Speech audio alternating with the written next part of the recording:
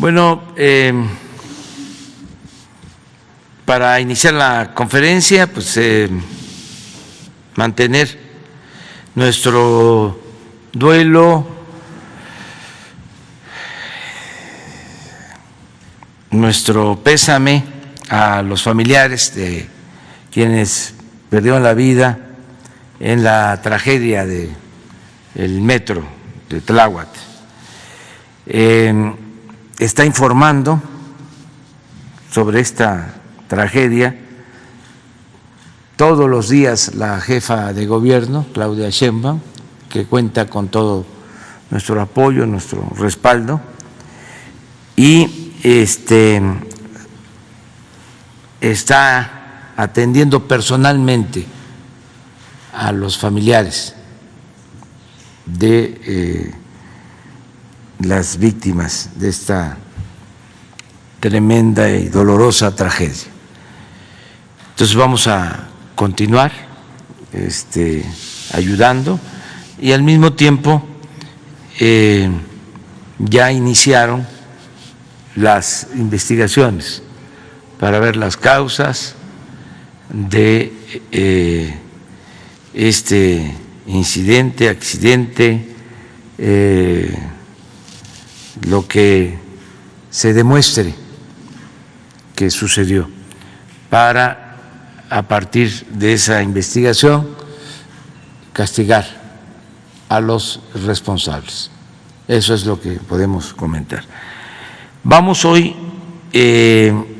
a informar de que están llegando vacunas, dos cosas buenas, dos buenas noticias. Una, que ayer se vacunaron a más de 600,000 personas, es un día récord en vacunación. Y lo segundo es que están llegando nuevas vacunas. Le agradecemos mucho al embajador de China en México por su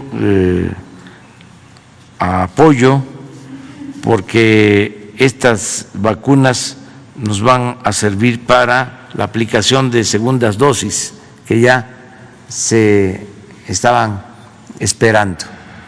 Esto va a significar terminar de vacunar a 1 millón más de personas.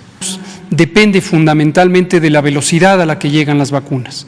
El sistema que se ha establecido, el operativo Correcaminos, nos permite vacunar de manera inmediata. Las vacunas que llegan en un día dado, pongamos el ejemplo, las que acaban de llegar y que presentó el doctor Pedro Centeno, estas tardan en tránsito aproximadamente 4 días. Tránsito obviamente no es solo el desplazamiento a cada entidad federativa, sino es que lleguen, se distribuyan a las localidades, a los centros de vacunación y se pongan ya a disposición del personal vacunador.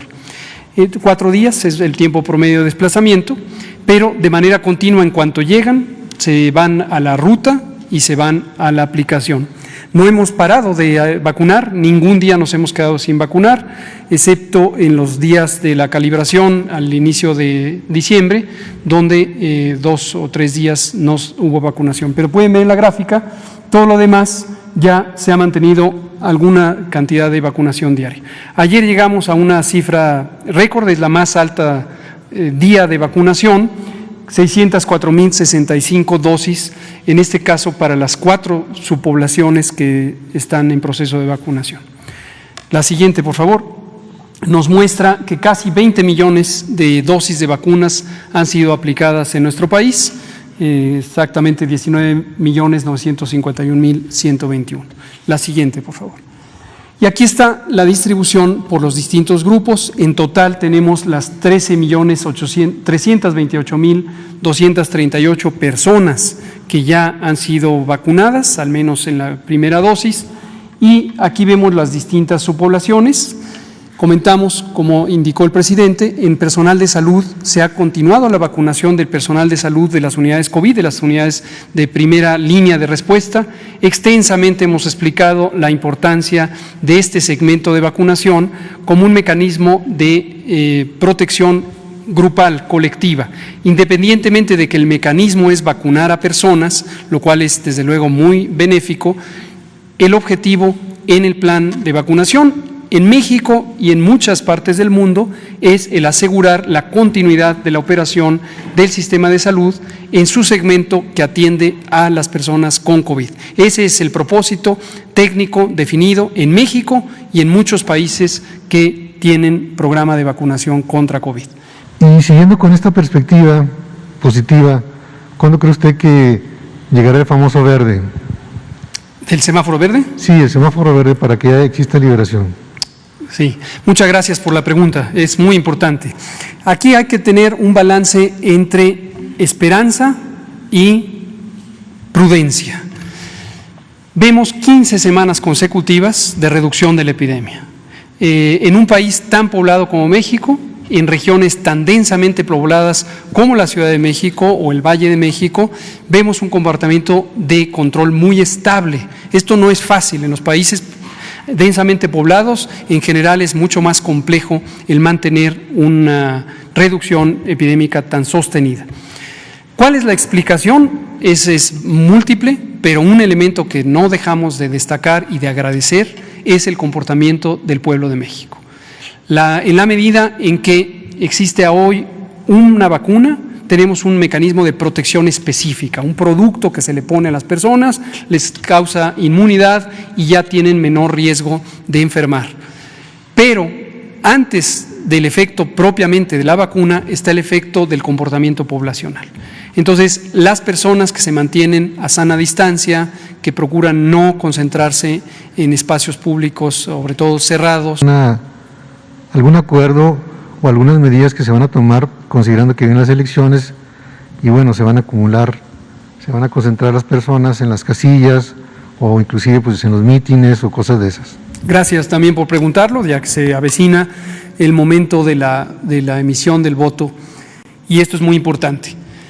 Lo que hemos estado trabajando en coordinación con el INE es algo que nos parece muy positivo y que ya probamos el año pasado cuando hubo elecciones en Hidalgo y en Coahuila.